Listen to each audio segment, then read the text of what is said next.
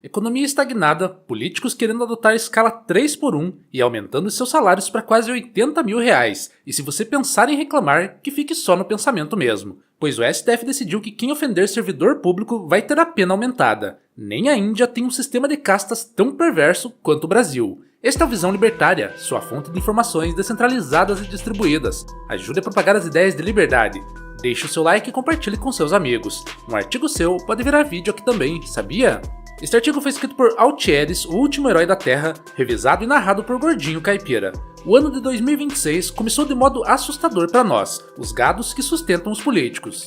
Vivemos dias de avanço coordenado do Estado sobre os direitos fundamentais. Os ladrões de Brasília não querem só te humilhar roubando seu dinheiro, mas agora querem exigir o silêncio e a reverência de quem é roubado. Nessa semana, os parasitas estavam inspirados. De um lado, o judiciário praticamente proibiu a crítica popular. Do outro, o legislativo aumentou seu próprio salário, e o povo só ficou com a conta. A economia vai de mal a pior, a projeção de crescimento diminuiu e a inflação ameaça corroer o que resta do poder de compra do real. E agora você não pode nem reclamar disso.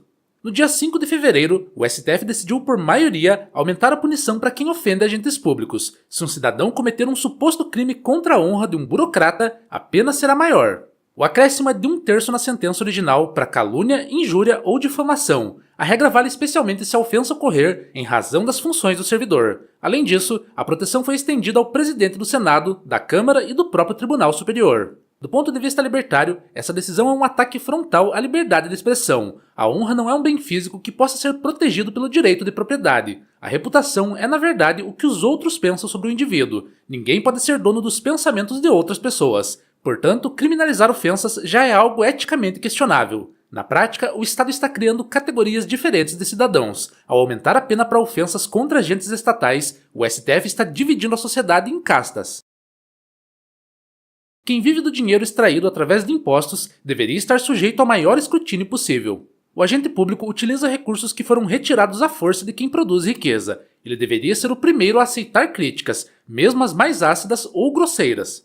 O STF, contudo, decidiu que a dignidade da função vale mais do que a liberdade de quem paga a conta.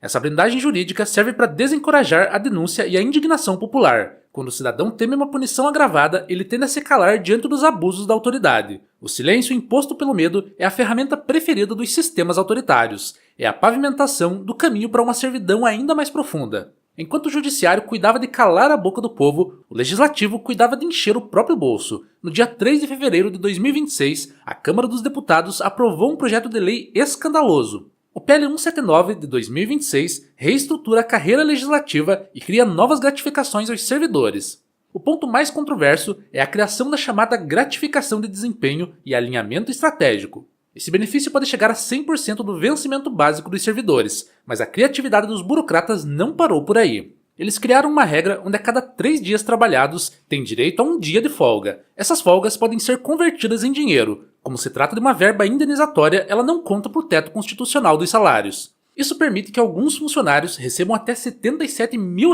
por mês. Esse valor é quase o dobro do limite que a própria lei impõe para o funcionalismo público. O impacto dessa, entre aspas, bondade com o dinheiro alheio é devastador. Apenas para o Congresso, o custo extra será de quase 800 milhões de reais em 2026. Se somarmos as criações de cargos no Poder Executivo, o rombo chega a 6 bilhões de reais. Até 2028, a conta total para o pagador de impostos pode atingir 11 bilhões de reais. Essa votação foi feita de forma simbólica, ou seja, sem que os nomes dos deputados fossem registrados individualmente. É a estratégia perfeita para quem quer saquear o tesouro sem sofrer desgaste político. O parlamentar aprova o privilégio em Brasília e depois diz ao eleitor que defende a austeridade. É uma farsa completa operada pela máfia do Estado. A economia austríaca nos ensina que o Estado é um ente puramente consumidor. Ele não gera riqueza, ele apenas consome o que foi produzido pelo mercado através da coerção. Cada real gasto com super salários de burocratas é um real a menos investido em inovação e produção. O resultado dessa pilhagem contínua já começou a aparecer nas estatísticas e dados. No dia 6 de fevereiro, o Ministério da Fazenda revisou suas projeções econômicas. O crescimento do PIB para este ano foi reduzido para 2,3%. Ao mesmo tempo, a estimativa da inflação subiu para 3,6%. Isso coloca a alta de preços acima do centro da meta estabelecida. A taxa básica de juros, a Selic, está em patamar sufocante de 15% ao ano. É uma das maiores taxas de juros reais do mundo. O governo alega que os juros altos são necessários para controlar a inflação. No entanto, o próprio governo é o maior gerador de inflação ao expandir seus gastos. O Estado gasta bilhões com privilégios de sua elite. Para cobrir o buraco, ele emite dívida e aumenta o imposto. O aumento de impostos retira capital das mãos de empreendedores. A emissão de dívida pressiona as taxas de juros para cima. O cidadão comum fica preso entre preços mais caros e crédito inacessível. Além da reforma tributária, que já está obrigando empresas a lidar com um sistema duplo de impostos, já que o antigo modelo continua em vigor e agora também o novo, a ganância estatal não poupou nem os investidores de renda fixa. A partir desse ano, aplicações como LCIs e LCAs passaram a sofrer tributação na fonte.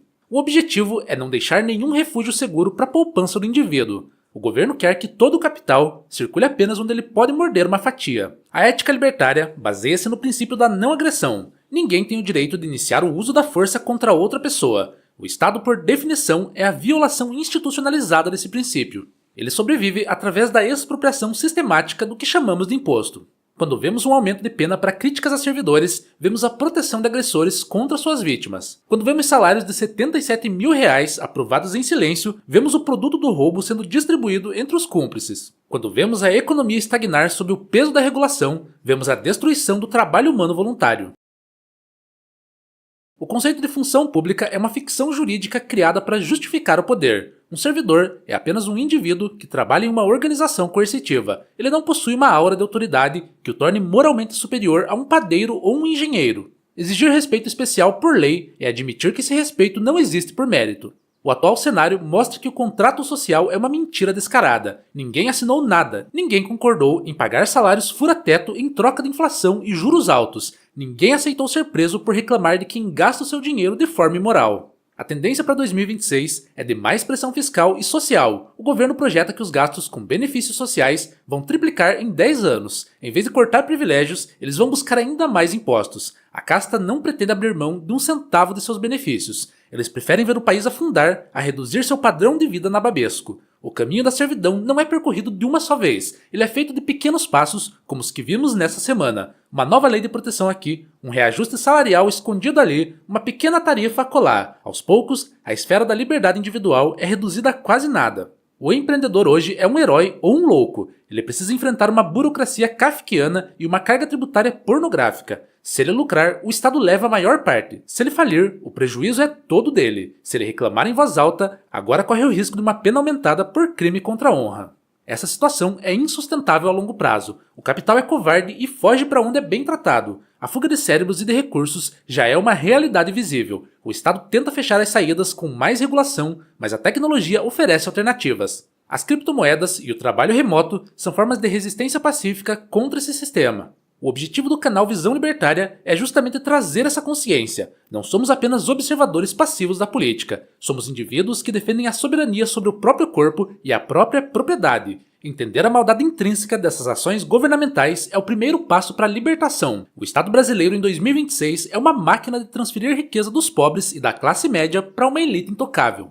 Eles usam a força da lei para garantir que o saque continue sem protestos. A justiça deles serve apenas para validar o poder de quem já manda. Em conclusão, os eventos recentes confirmam que não há solução dentro do sistema. O sistema foi desenhado por e para os parasitas públicos. Eles nunca vão votar pelo fim dos próprios privilégios. Eles nunca vão permitir uma liberdade que coloque em risco sua arrecadação. A única saída é a desobediência civil pacífica e a construção de estruturas paralelas. Precisamos de menos Brasília e de mais livre mercado. Precisamos de menos leis e de mais contratos voluntários. Precisamos de menos impostos e mais propriedade privada absoluta. A casta pode ter as armas e as leis, mas eles não têm a razão ética e nem a lógica econômica. O poder deles depende da nossa cooperação e da nossa crença em suas mentiras. Quando paramos de acreditar na legitimidade do Estado, ele começa a ruir. Proteja seu capital, proteja sua família, fale a verdade, mesmo que tentem te calar com ameaças de prisão. A liberdade não é um presente dos governantes, ela é um direito natural que eles tentam roubar todos os dias.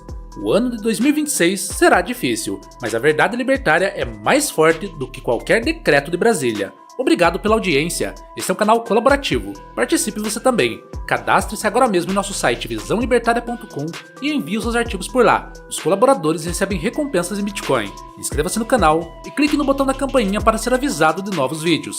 Até a próxima!